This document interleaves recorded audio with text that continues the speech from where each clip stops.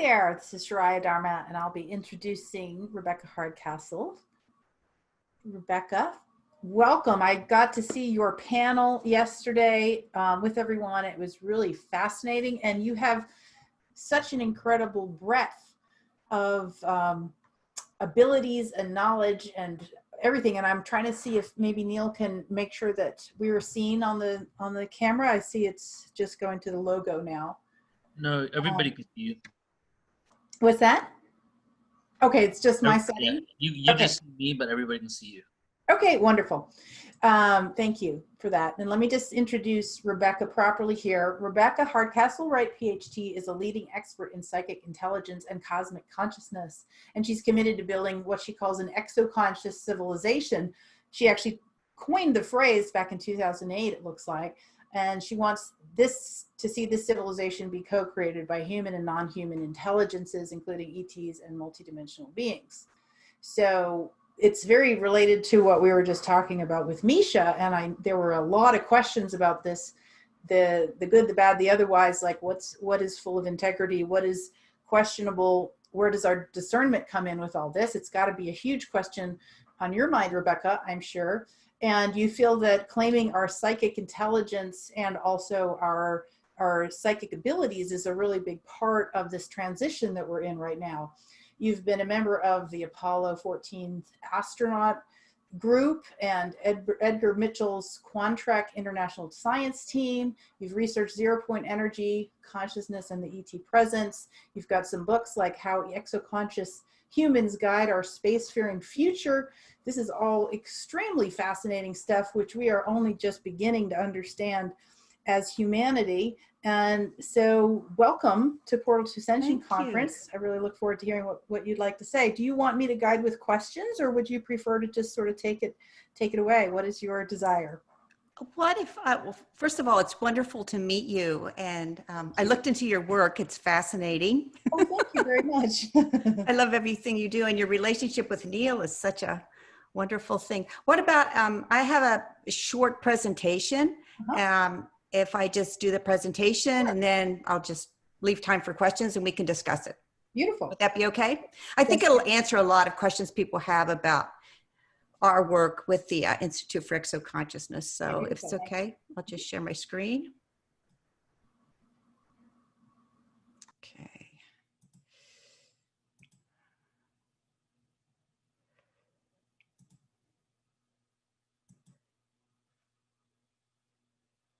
So am I all on okay? I need to go to a slideshow first. Yes, we can see your presentation now. But it's probably just coming hit up. Play. Right. Yeah, there you go. Okay. I just want to thank Neil and Alan and yourself for inviting me to participate in this. It's been such a wonderful opportunity. And today I'm going to be talking about the Institute for Exo-Consciousness. Our nickname is IXO. And we're a small community of committed people with a big vision. Our vision is that we are co-creating an exo-conscious civilization. So that kind of gives you a little bit of idea. Sorry, this came off again. It gives you a little bit of an idea how big our vision is. Our group is an international group, and I just want to say that I am so moved by the commitment of this small group of extraterrestrial and multidimensional experiencers. They come together, we share our psychic intelligence. Our board, we're a nonprofit, and our board of directors is actually guided by our beings as well as ourselves. So when we plan our meetings, when we have discussions, we have built that into the model of our nonprofit, that those who participate are expected to bring in their psychic intelligence, their contact and communications with extraterrestrials to participate in the Institute. Just to be clear, we are a group of experiencers who are not only integrated, but we're very grounded. So we're so grounded in our contact that we actually have ongoing conscious contact with our extraterrestrials. And We use this to integrate into our lives, and very importantly, we integrate it into our professional work. So I recently wrote a book called Exo-Conscious Humans, Claiming Psychic Intelligence in a Transhuman World. And I wasn't expecting to write this book, but it sort of just birthed itself.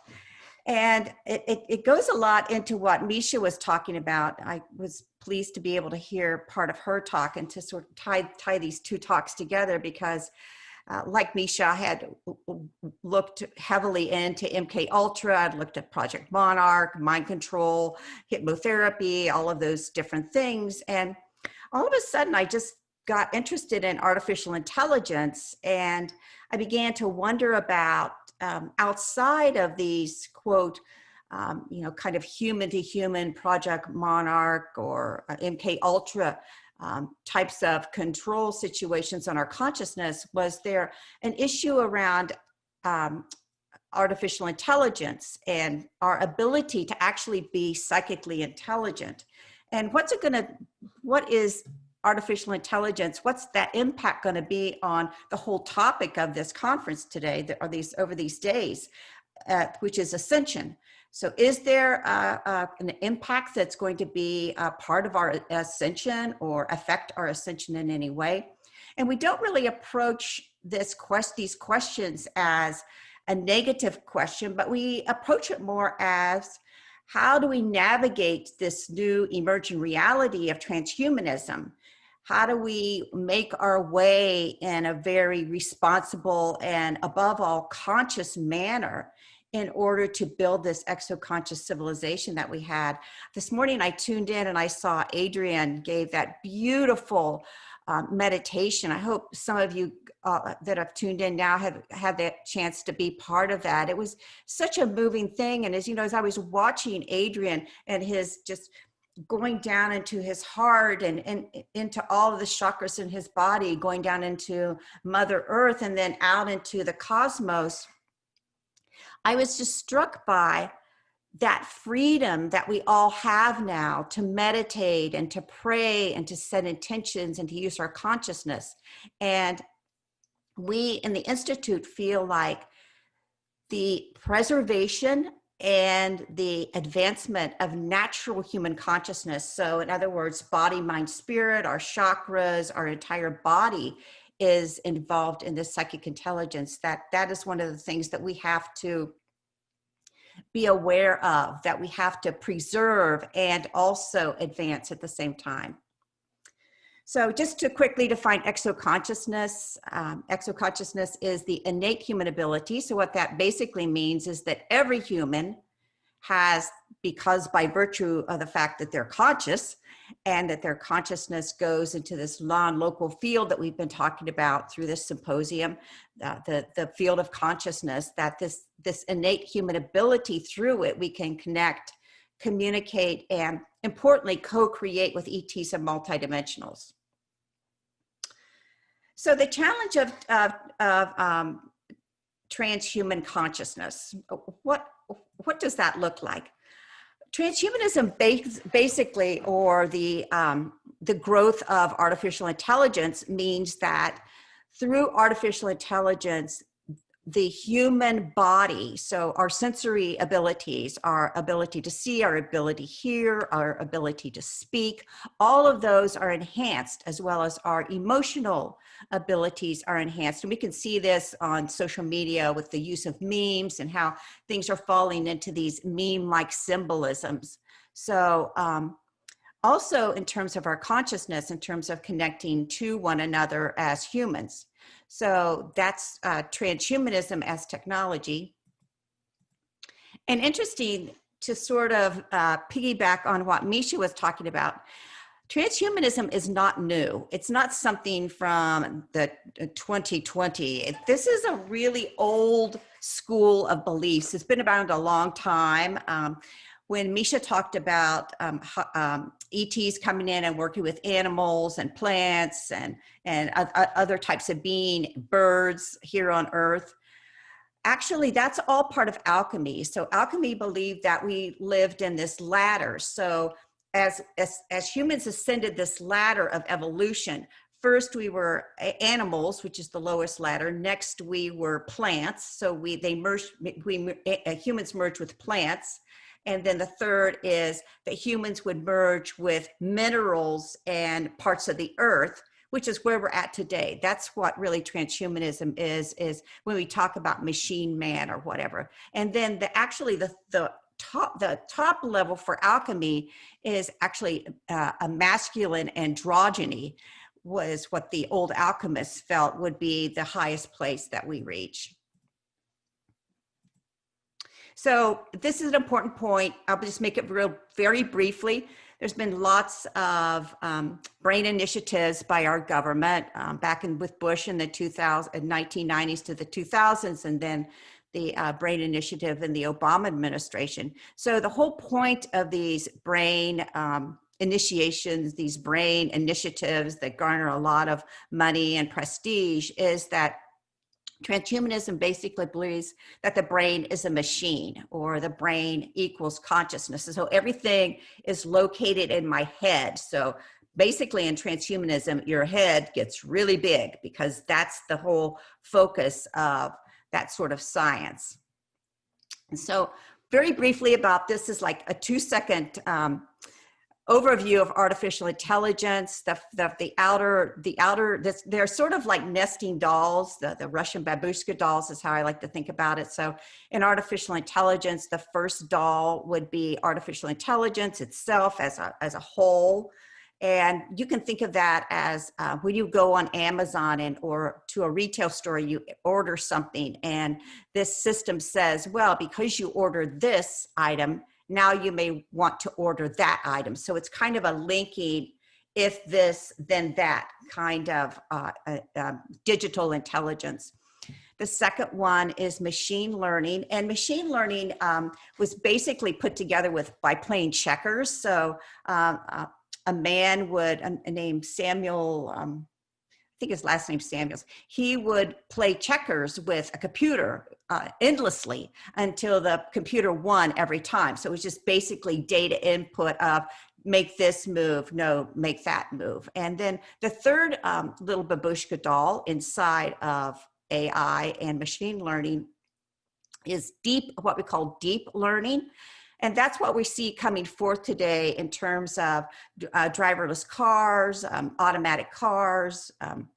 I live in Phoenix, and we have Waymos driving all over, it's part of Google Alphabet, driving all over Phoenix. So this is just basically gathering data. So in the hopes that literally an autonomous car, as they call them, will actually drive better than a human. But that still leaves the question, could artificial intelligence really replace natural human consciousness? Is it really gonna be something that we need to navigate around in order to meditate or in order to connect with extraterrestrials? Is this really an issue?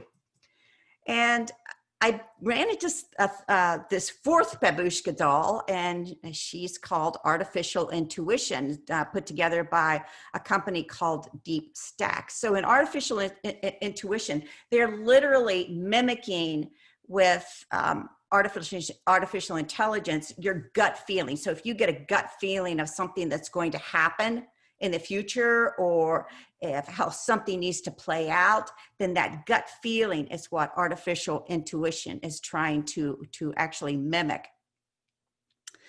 So artificial intuition is for anything that has an uncertain outcome. And so what they did was they played poker, and they used the game of poker instead of checkers in order to develop this artificial intuition. This is being used, for example, when we hear about these different scenarios that the military runs, these different planned programs and scenarios, or John Podesta recently did a transition integrity project, probably run by artificial intuition, to figure out whether or not how the election was going to turn out. So elections or wars, these are the sort of things that have an uncertain outcome that artificial intuition is used for.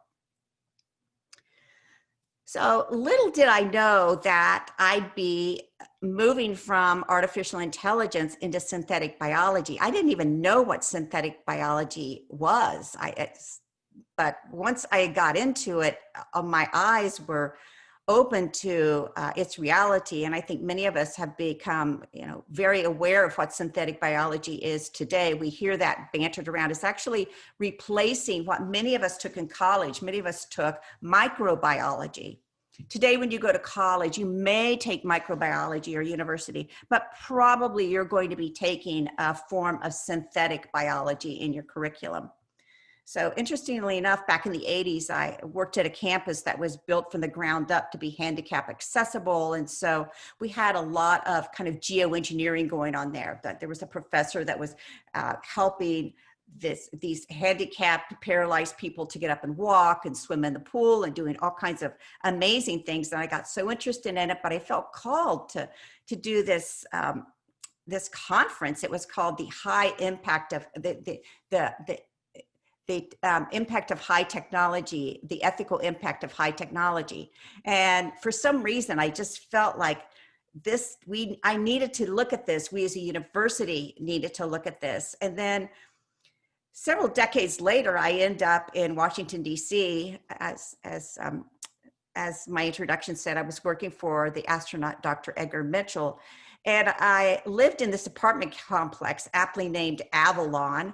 And it was right across the street from Craig Ventner's Genome Project. So I could sit in my apartment and look out over the lawns of the Genome Project. So needless to say, I got very interested in that. I would walk around that building, and which had kind of one-way lights and can you see me? I can see you. What are you doing? What's happening in there? And then in terms of ufology, I've been very, very active in exopolitics, very active in ufology for a few decades now. I've actually been an experiencer since I was a child. So I've been very drawn into that field. And in ufology, we talk a lot about the secret space program. Do we have these, ET-like craft, or, what's all this missing trillions of dollars being spent on? And I began to see that actually synthetic biology program actually wove into the secret space program, that this geoengineering that was happening in space was also happening in our bodies. That was a real wake-up call for me. So how do we navigate a transhuman world as exo-conscious humans? Real quick, I want to give you the best example I can get. There's a new Nike sneaker coming out. It's called Nike Hyper Adapt. It costs almost $800. So let's just pretend that you buy your son a pair of Nike Hyper Adapt sneakers for $800. I don't know why you would do that, but if you did, those sneakers are able to monitor the internal workings of his body through his cell phone as well as his Fitbit. Also, when you buy your son these Nike Hyper Adapts, it also connects you to the Bitcoin world. And Nike now has something called crypto kicks. So you are then, through your shoes, being part of a crypto kick on the cryptocurrency network. And not only are your sneakers on the network, but also your jeans are on the network. I started looking at this company called GeneCoin several years ago, actually back in 2014, 6 years ago. And it's just kind of one of those things I just stumbled upon.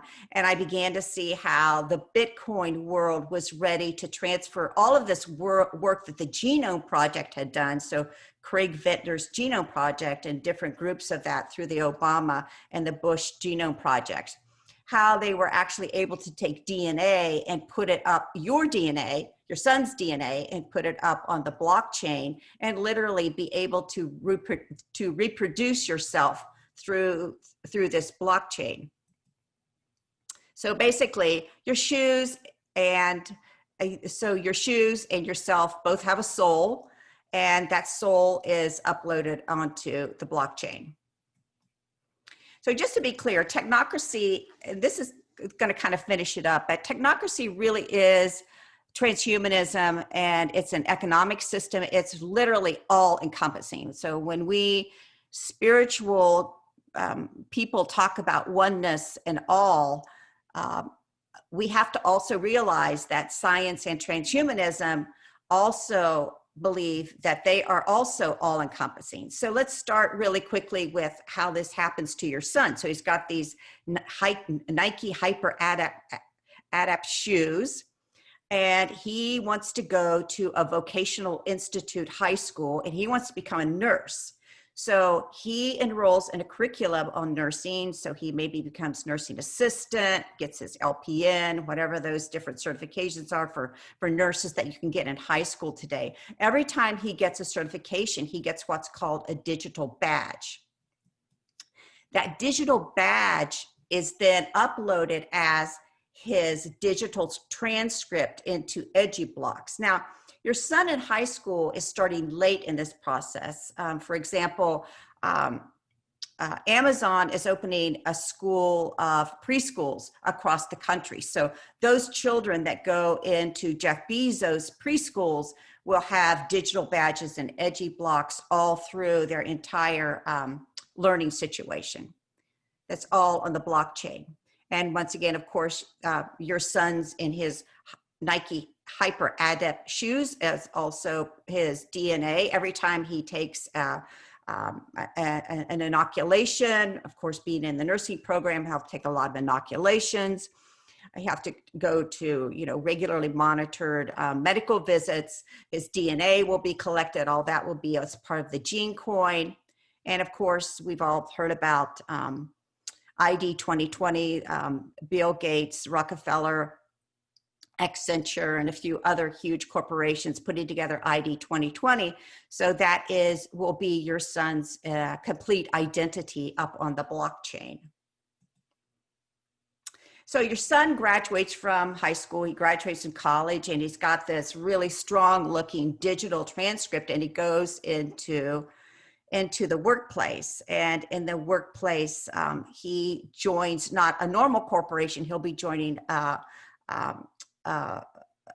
digital anonymous kind of organizations where there's no more of this top down, but everyone is a shareholder, everyone makes choices, everything is based on what your EduBlocks are. Of course, your pension, your medical benefits, everything is also going to be on these EduBlocks. So you'll be making decisions in this DAO about other people. They will be making decisions about you, the hiring or firing. Did you produce? Did you not produce? And all of this information that's been put into your EduBlocks and your ID 2020 and your DAO, all of that is a permanent record up on the cloud.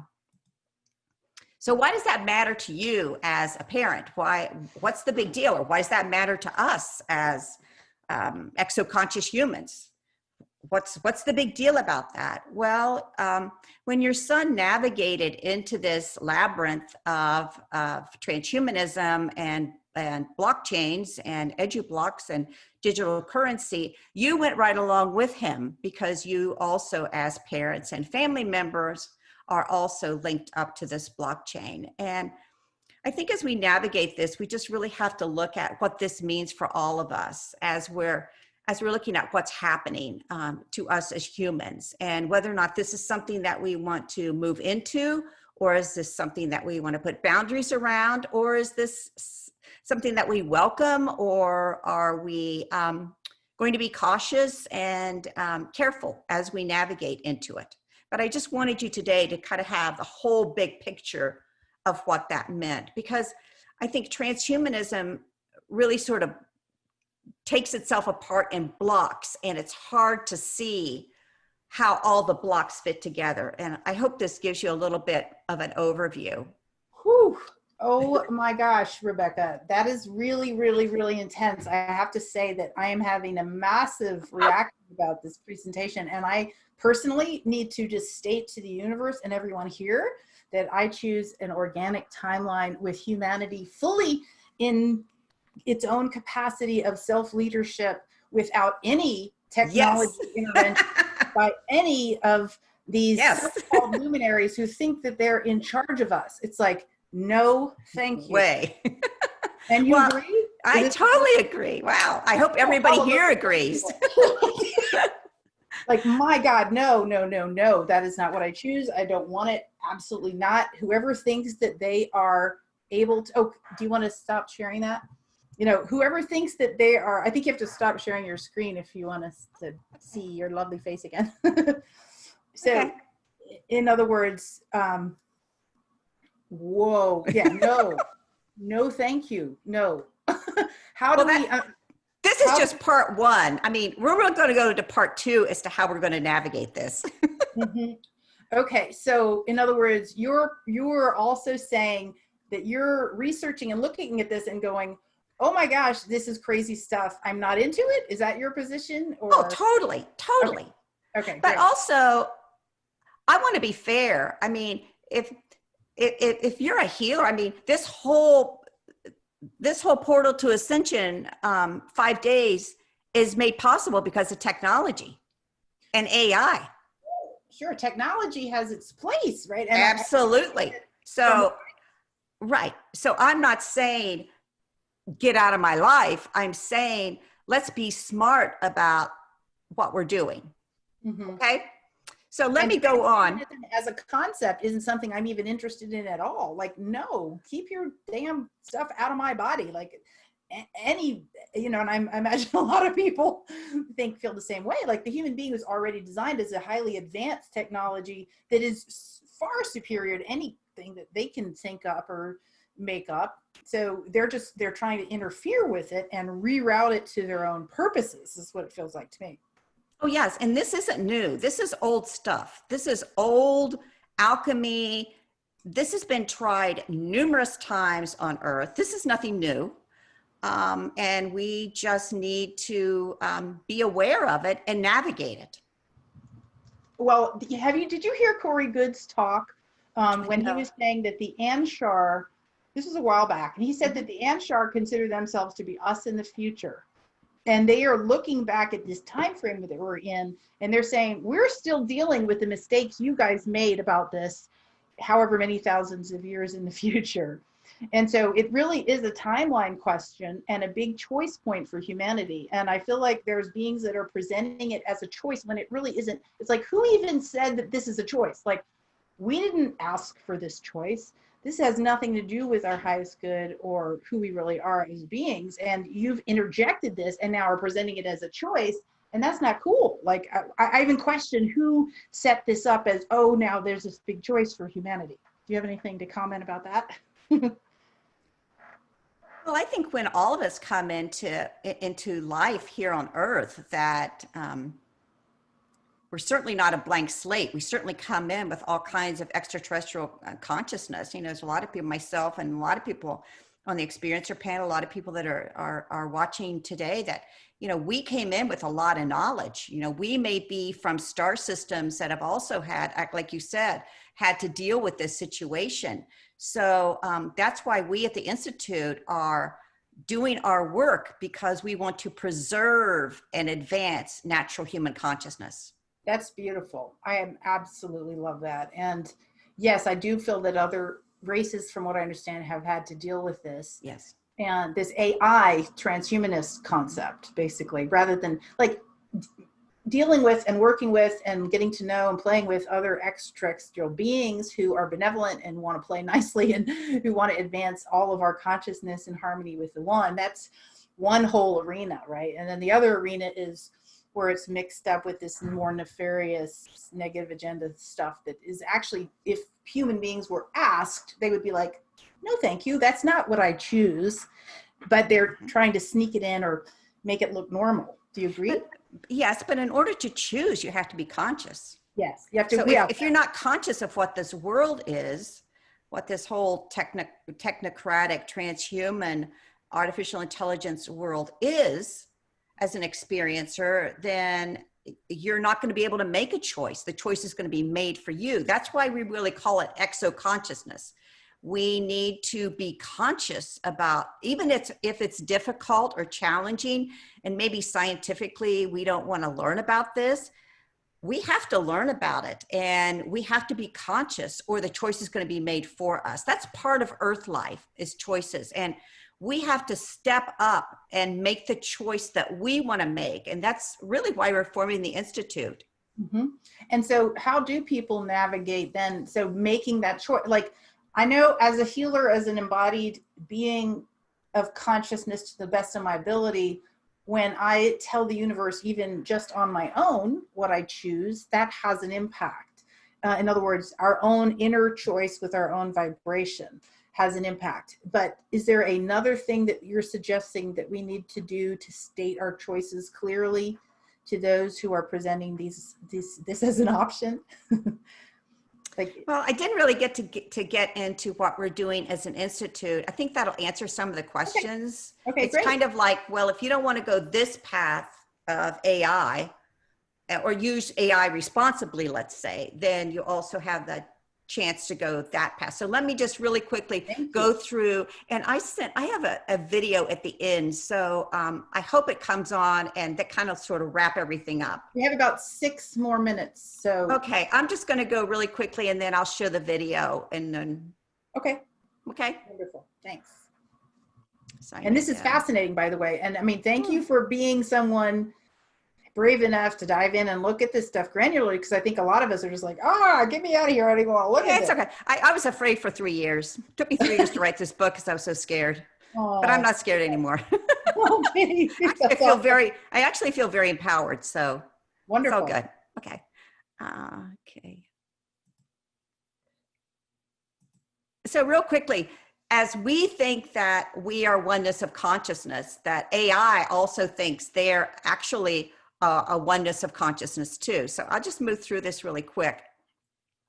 I've come to the realization after these 3 or 4 years of study and writing this book that the exo-conscious humans are really the antidotes and the solutions for this transhuman world that we're moving into. And that's why we need to come together and form a community. So real briefly, who are these exo-conscious humans? We are integrated. That means that we've integrated our contact.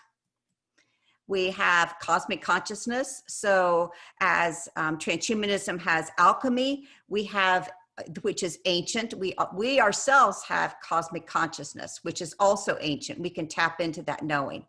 We have high psychic intelligence. Actually, the whole book is about, that I wrote is about what psychic intelligence is.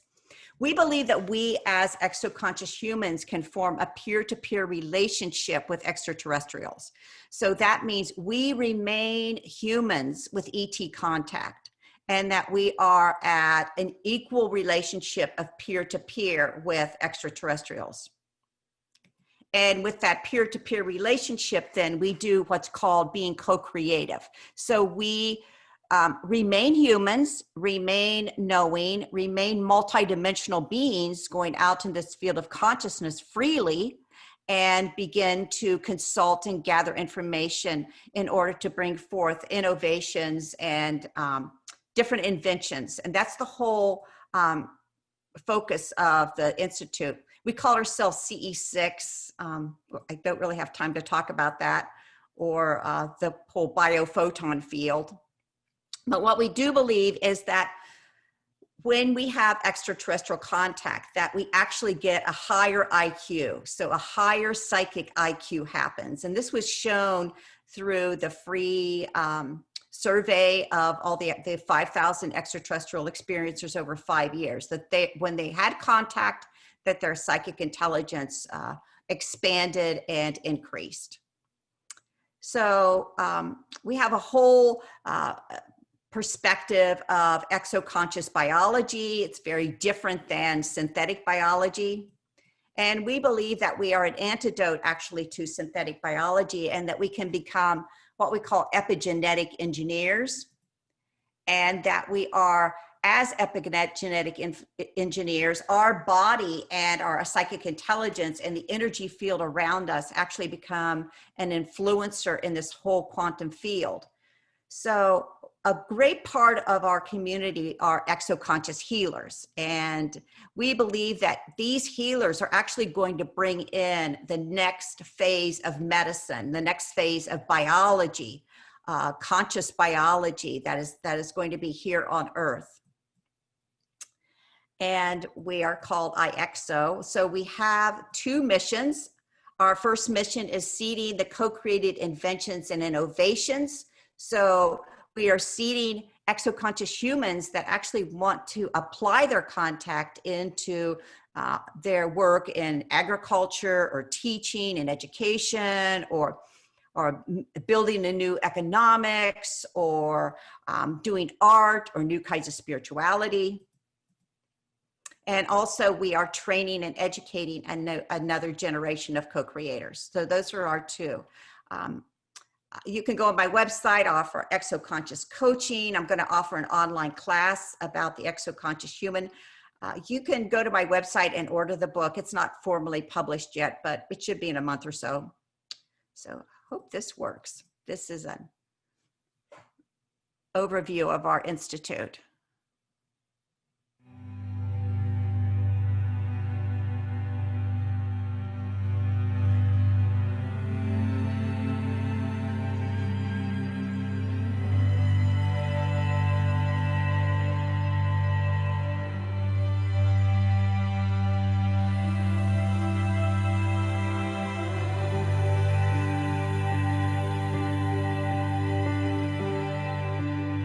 Welcome to the era of exo-consciousness, the innate human ability to connect, communicate, and co-create with ETs and multidimensionals.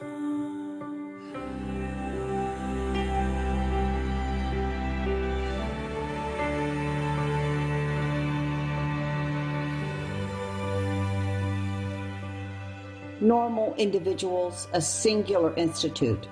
We are normal people gathered in a singular institute to recognize and integrate our ET multidimensional nature and abilities, using them to produce innovations to build an exo-conscious civilization.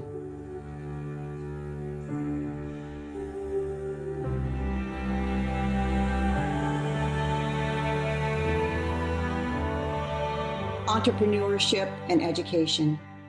We are committed to co-creating a healthy world of free individuals with advanced consciousness. This icon represents the levels of consciousness involved in exo-conscious entrepreneurship and education, which include awareness, self-integration, morally autonomous participation, collaboration, and co-creation.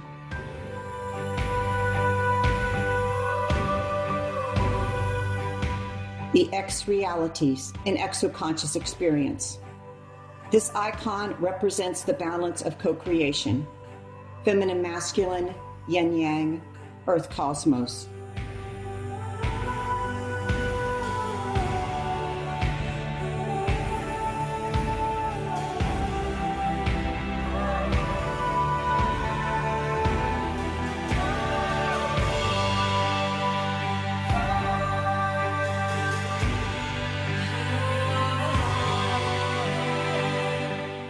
The inverted pyramid represents the multi-dimension accessible to exo-conscious humans that begins with an inward, grounded, and balanced awareness.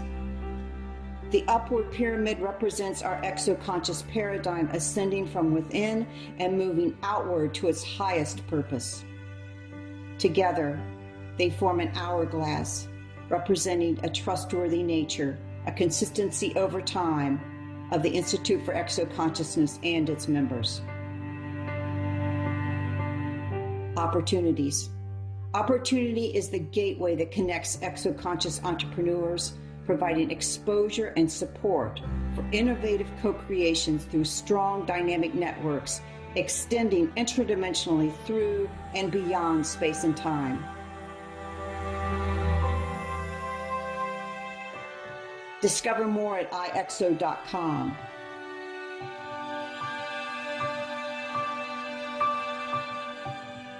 We are exo-conscious. That is a really big project, as you said. That's amazing. I'd love to speak to some of the ETs who have gotten beyond these issues that you're bringing up today. That would be a partnership I'd like to have. We'd like to have you. Thank you. Yes, well, there's lots for us to chat about, and I will reach out to you personally after this. Great. And thank you so much for sharing and enlightening us to some of the choice points that are on the forefront of human reality right now. And may we prevail, and may humanity have great discernment through all of these things. Would you agree? I agree. I think we are prevailing. Yeah, thank you. Thank you.